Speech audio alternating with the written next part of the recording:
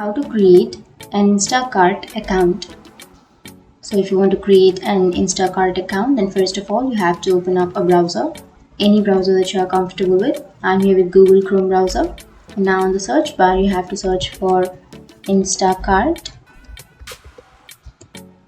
And after searching, on the first search you will have www.instacart.com. Click on that. Now if you want to create an account, then you can go to the upper right corner which says sign up, or you can also go to login if you have already created your account. But if you want to create an account, then you can click on sign up, and then you can sign up using your Google account, or you can also use your Facebook account, or you can also continue with your phone number. But I'll be choosing my email address, and after entering your email address on this blank, you have to click on continue.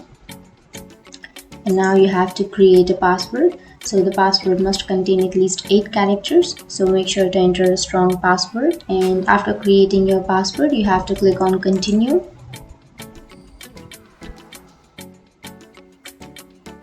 And that's it. That's how you create an Instacart account. And if you have any questions, feel free to comment below. Thanks for watching.